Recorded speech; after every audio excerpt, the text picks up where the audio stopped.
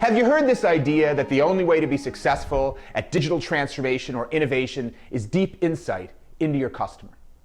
Well, I want you to know there is an alternative. This is Uni Haskell.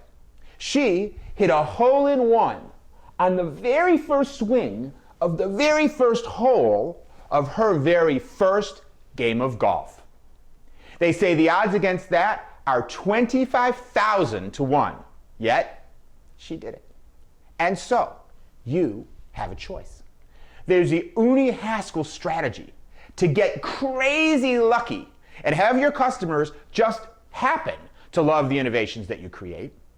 Or there's the strategy of successful innovation that comes by basing it on deep insights into your customers' needs and points of pain. I want to tell you a story.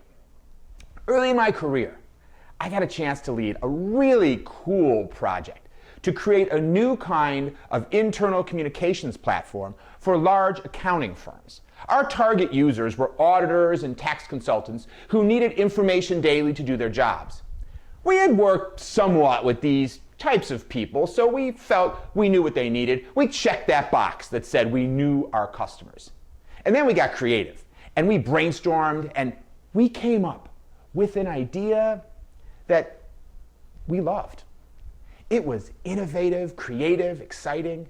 It still brings a smile to my face to remember how awesome of an idea it was. We worked on that idea for months, 18-hour days. We were inspired and committed to this idea, to this product fulfilling its potential. We were on a mission. So, what happened when the product launched? Well, the features that we thought were so fantastic turned out to be of marginal importance to our users. And we had overlooked some of their most critical needs. And the product had some major usability problems because we didn't understand all the circumstances under which it would actually be used. It was a disaster. Our sponsors pulled the plug, the team was disbanded. We couldn't believe it. We cared so much. We worked so hard. But in truth, it was entirely predictable.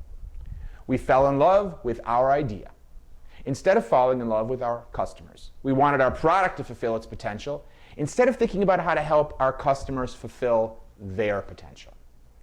If I take any solace from that story, it's that these mistakes are not uncommon.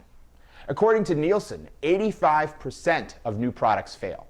Now, that's no doubt for multiple different reasons, but imagine something with me for a moment. Imagine that your next product has a set of features that really resonate with your customers. They solve a huge problem for them, that it's communicated in a way they find and understand and available at a price that they're ready to pay. Do you think that product would have an 85% chance of failure? So how well do you know your customer? And what does it even mean to know your customer anyway? So FEI has asked me to speak to you at their upcoming conference about the 5 key challenges large enterprises face around innovation and what to do about it. Lack of true customer insight is number 2 on that list.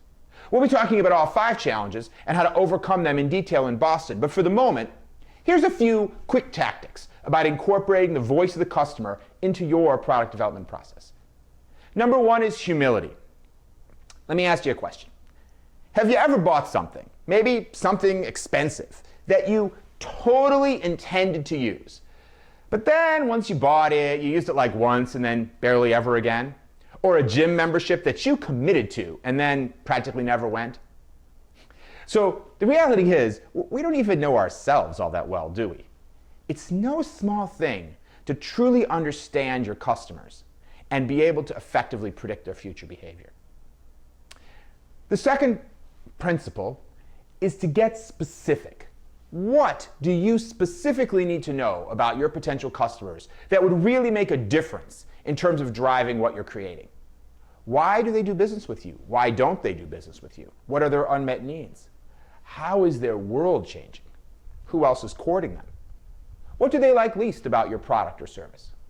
And there's something that if you could do it, they would be willing to pay double. What is it?